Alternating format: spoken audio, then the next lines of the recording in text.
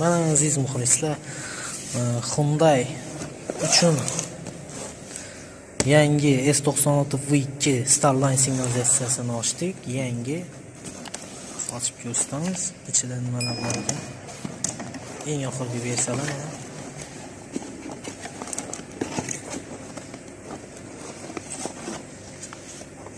Kitobchasi, ichidagi blankalari va sxemasi, albatta yo'riqnoma bilan hamma narsasi.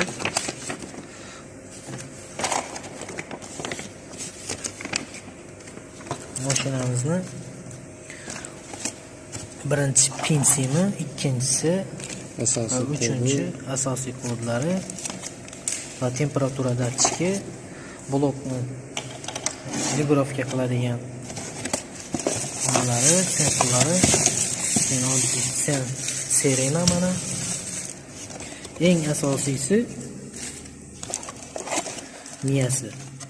Starline S96 V2 sim karta qo'yiladigan. Yana buning ichida doполнительный ikkita metkasi bor. Bularda pager bo'lmaydi, chunki uni telefon orqali boshqariladi. Ikkita pageri mashinani kaliti yoki telefoningiz ishlamay qolgan taqdirda ham pager orqali, nima orqali, metkasi orqali ochsangiz bo'ladi. Qolgan narsasi, relilari bor. Hamma narsasi komplekt keladi.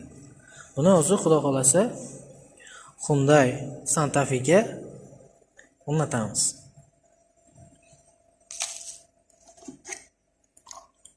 Agar qo'ydiradiganlar bo'ladigan bo'lsa,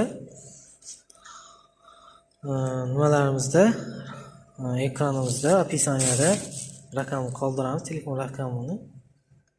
Bemalol telefon qilib, narxlarini so'raysiz va qaysi mashinaga qo'ydirmoqchi bo'lsangiz, hammasini telefon orqali gaplashsak bo'ladi. Mana hozir muxlislar Santa Fe ga Starline S96 V2 signalizatsiyasini qo'ydik. Mana metkasi, ikkita metka bo'ladi. Endi buni telefonga ulansa, albatta nima bo'ladi? Hozir sizga yana lyuki ochiq turibdi, 4 ta oynasi, hamma joyi ochiq turibdi. Bakoylar ham yopilmagan. Eshik nimasini, knopkasini yopilgan bosamiz. O'zi mana 4 talasi ham yopilyapti, lyuk ham mana yopildi. Yana 5 sekund atrofi kutamiz, bakoylari yopilishi kerak.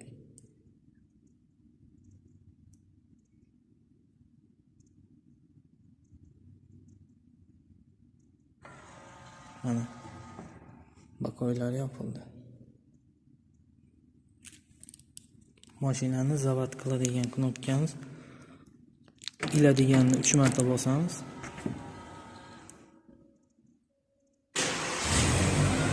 Mashina zavat bo'ladi.